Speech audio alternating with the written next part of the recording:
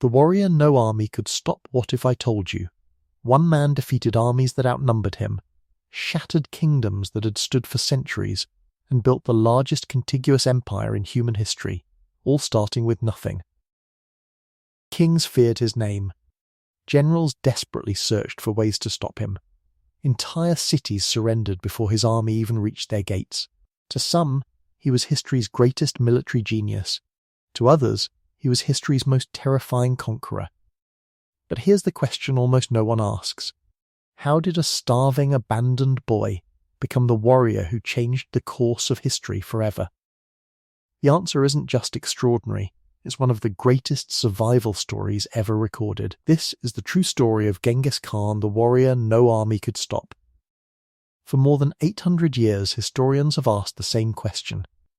How did one man accomplish what countless kings never could? He didn't inherit a mighty empire. He didn't command the world's largest army. And he certainly wasn't born with unlimited wealth. In fact, there was a time when he had nothing. No home, no army, no future, just a desperate fight to stay alive. Yet somehow, that same boy would grow into a conqueror whose empire stretched across 2 continents, whose military tactics are still studied centuries later, and whose name continues to echo through history. But here's where the story takes an unexpected turn. The greatest weapon Genghis Khan ever possessed wasn't his sword. It wasn't his horse, and it wasn't even his army. It was something far more powerful. A way of thinking, a way of leading, and a way of fighting that completely changed warfare forever. But to understand that secret, we have to go back to the very beginning. Long before the empire, long before the victories, to a lonely boy named Temüjin, a boy the world had already given up on, and that's where our story truly begins. More than 800 years ago, the Mongolian steppe was unlike any place on earth. There were no towering castles, no rich cities filled with gold, no walls to hide behind, only endless grasslands stretching beyond the horizon. In winter, temperatures dropped far below freezing. In summer, the dry winds turned survival into a daily struggle. Every tribe fought for the same things: water, food, horses, and power. There were no permanent friends, only temporary alliances. One season you hunted together. The next, you fought each other to the death. Children learned to ride horses before they were old enough to understand fear. By their teenage years, they could fire arrows while riding at full speed with deadly accuracy. Life on the steppe didn't reward the strongest. It rewarded those who adapted the fastest. And without realizing it, this brutal land was preparing one young boy to become history's most successful conqueror.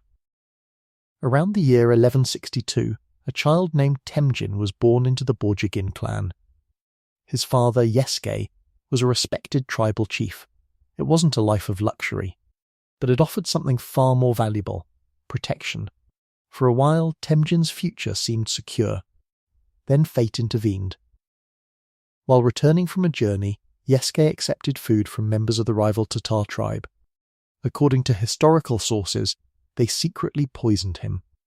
A few days later, he was dead. With a single act of betrayal, everything changed. Temüjin wasn't old enough to replace his father. His family expected their tribe to stand beside them. Instead, the tribe abandoned them. Men who had once sworn loyalty simply rode away, leaving a widow and her children alone on one of the harshest landscapes on earth. Imagine being just 9 years old, watching the last riders disappear into the distance, knowing that every day from now on would be a fight to stay alive. There was no food waiting for them, no army coming to rescue them, no second chance. Temüjin's family survived by digging wild roots from frozen ground, catching fish from icy rivers, hunting small animals whenever luck was on their side. Sometimes even that wasn't enough. Hunger became part of everyday life, but hardship has a strange way of revealing character. Every freezing night made Temüjin mentally stronger. Every betrayal taught him that loyalty had to be earned, not inherited. Every struggle forced him to think differently from everyone around him. Without realizing it, the lonely boy abandoned on the Mongolian steppe was slowly becoming the leader who would one day unite tribes that had hated each other for generations. History wasn't witnessing the end of a forgotten family. It was witnessing the beginning of a legend. But losing his father and surviving starvation were only the first tests. Soon, Temüjin would face something even worse. He would be hunted like an animal, captured by his enemies, and forced into slavery. Most people would have accepted defeat. Temüjin refused. Because the greatest warrior in history had not yet fought his first real battle. And when he finally did, the world would never be the same again.